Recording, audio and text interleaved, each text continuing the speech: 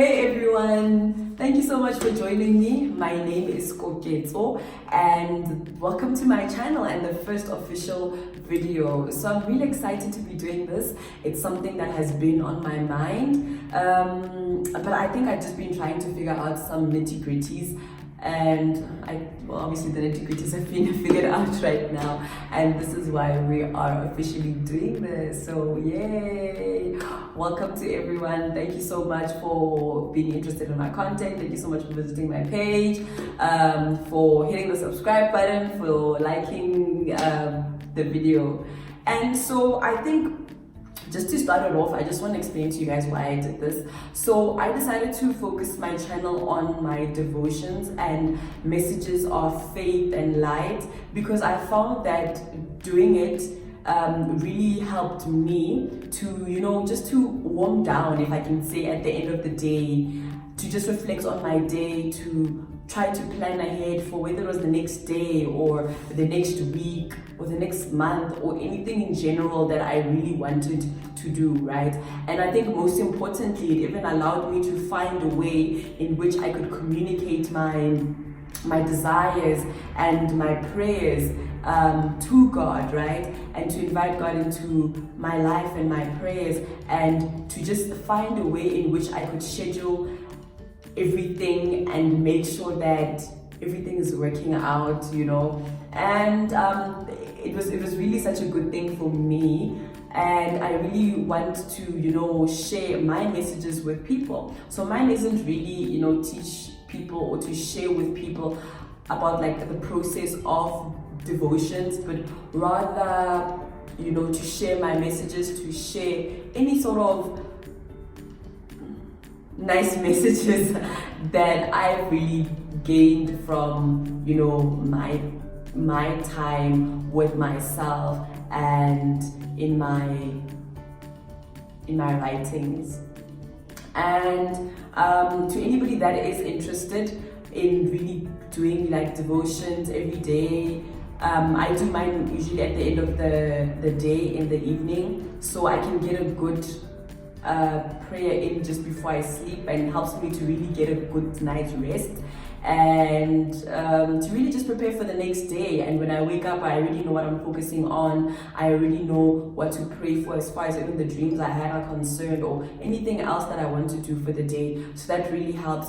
But I think the biggest thing is that you really have to be committed to it, and you really must have a desire for it, right? It's of no use to do it because you see it as a, sort of requirement or something like that. But it must really come from within. You must really want to have the desire. One of the biggest things you can ever do is to serve in ministry out of love and not out of duty. And when I say ministry, I don't necessarily mean ministry within the church, but I mean ministry to serve, because ministry literally means, to minister means to serve, right? So anything that you do, really, it's so much easier to do it when you love it, rather than when you feel like you have an obligation to do it, and you always drag your feet when you want to do it, and you always feel like, it's such a heavy burden or a heavy load upon me, right?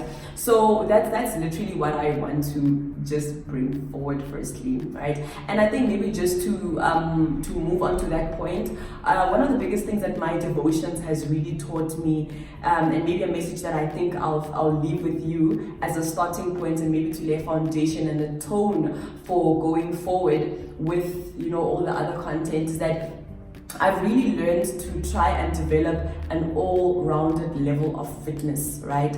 So what that means is that it wasn't enough for me to say that I am spiritually fit and not physically fit, or physically fit and not spiritually fit, or mentally fit, right? So developing an all-rounded fitness simply means that you look at all the areas in your life and all the areas that literally make up the pillar of who you are and what you are and what you do, right? And you say, these are the important parts of me, and these are the parts that really make me myself. And because they make me myself, I need to make sure that if I was to put any sort of flat surface like a tray or a table on top of it, my table wouldn't stand skew. It would be able to, it would stand straight, it would be aligned, because all the areas of my life have a particular balance to it. I'm spiritually fit, I'm physically fit, I'm emotionally fit, I'm mentally fit, I'm financially fit. Thank you, Jesus. But definitely, I think that was so important for me because I don't know, I found that initially, especially when I started, there was a sort of buzz in the air, especially as far as spirituality is concerned, that to be spiritual means to be exhausted, right? And I couldn't quite get that because for me, to be spiritual is not to be exhausted. A lot of people think that in order for them to show, how spiritual they are or how in tune they are with their, their inner soul and their inner being, you need to always be, I don't know, like some sort of exhaustion or something like that, because it indicates that you are, I don't know, working hard for the Lord and other things like that. But I actually really never could grasp that, and that part of my soul could never really be captured by that sort of thing. And I found it so necessary for me to have such a balanced fitness, and I really wanted it for myself, And I actually remember, as I'm saying this, a few years ago I read a book by John Aldridge called Wild at Heart. It's actually a book that is more dedicated to men and the hearts of men, but I decided to read it because I like things and wanted to see what are you guys saying inside of there. So I read the book, but it was actually really fantastic. It wasn't just speaking about the male heart, but it was also, there were aspects of it that were speaking to the feminine heart as well, which I found myself to be relating to, especially as far as finding a balance, especially within my relationship with God. And so obviously I'm Christian. So you'll find that the foundation and the basis of most of my content is rooted on faith principles, just to put that out there. So that book was really, really awesome. There's actually a quote that I really loved from there, and it actually speaks to this very thing. I think now that I mention it, I now think I have to go and find it. So just give me a second. I'm gonna come back now and find it for you. It's amazing. It's really, really good. Okay, so I found it. So actually, I didn't find the book, but I found one of the notebooks that I wrote down the quote on. So let me just start. Okay, so it says, the culture of women in the church today is crippled by some very pervasive lie. The lie that to be spiritual is to be busy, to be spiritual is to be disciplined, to be spiritual is to be dutiful. No, to be spiritual is to be in romance with God. And when I read that, I was like, wow, yes, that is exactly what I've always been saying. That is what my heart has always really wanted. Because for me, when you're in a relationship with someone, right, it's not just one particular aspect of you that shines, but I find that when you are in a relationship with people, there must never be a side of you or an element of you that needs to shrink in order to accommodate that particular that particular relationship. And I love this so much because I found myself to be like an outlier, especially as it relates to being disciplined and being dutiful as a woman. And I am not that person, and I am such a rebel, and I do what my heart wants. And I found this quote so important because when you are when you found that nice playing field, right, when you found that level, it gives you such a sense of hope that your entire existence, your entire being, all the pillars of your life can stand out. And for me, that is what is supposed to be, that all-rounded fitness, because what it does is that it then goes out and it exudes and illustrates the almightiness and the greatness of God, right? God's greatness is then just taken out through us, right? It's displayed through us. And that is what I mean when I say that one of the most important things that my devotions has taught me is that you need to have an all-rounded fitness. So even when you do your devotions, if you find something that speaks to, you find a book maybe that speaks to fitness, or it speaks to being financially literate, or it speaks to how to be more I don't know, more of this or more of that, and you know that actually it aligns with your heart, aligns with your passions, I definitely encourage you to add it to your list of devotional material, because that really helps to shape the entire you, right? It really helps to anchor you. I think maybe in the next video, but let me not what I'm going to do in the next video, but I will do something quite nice on actually this, and just maybe unpacking it a little bit more. And I really stand on that, and I really believe in having an all-round fitness. Mental health is important. Don't ever shun that or think that it's something that you can easily just pray away, or you just need a bit of holy water or something like that. It's really important to engage yourself and to really introspect properly, and to really ask yourself particular questions that relate to what exactly is it that makes you feel the way you do the things you do, right?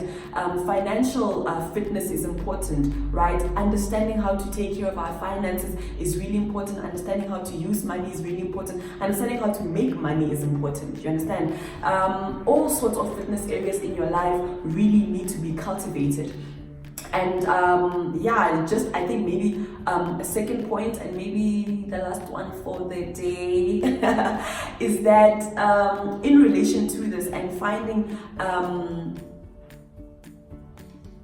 balance and a foundation for all of these things, I found another very important thing to be the aspect and the liberty and the graciousness of time, right? This actually reminds me of when I did a study on the book of Joshua, and I think it's in the 10th chapter, right, where the army that Joshua was leading was going to battle against the southern armies, and what had happened was that they started fighting, and then it became quite long until the sun was almost setting, right? And obviously the sun is almost setting. I think in those days there wasn't like street lights, or you couldn't just pop a flashlight and be like, okay, we can still see and whatever, but it started, I think it was going to be a jeopardizing thing for their war. And what then Joshua did, and the Bible records it as something that hasn't really been done, or God hasn't granted the answer to that prayer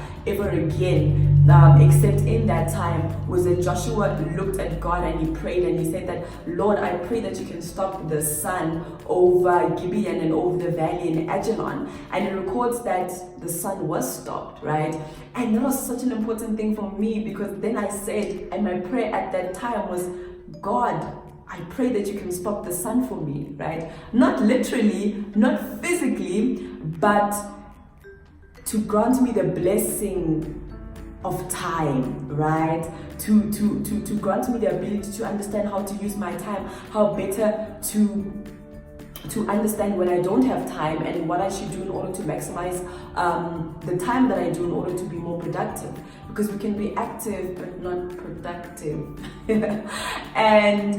And that was such an important blessing. And you know what? I pray that God stops the sun over you. I pray that He stops the sun over your family, for you to have more time to discover yourself, to discover your purpose, to discover how to align all your levels of fitness, all your entire all-rounded fitness and your purpose, right? And to be able to, in that, to be able to exude the excellence, the almightiness, the graciousness, and the wonderfulness of God, and who God has created you to be. And I really love that prayer.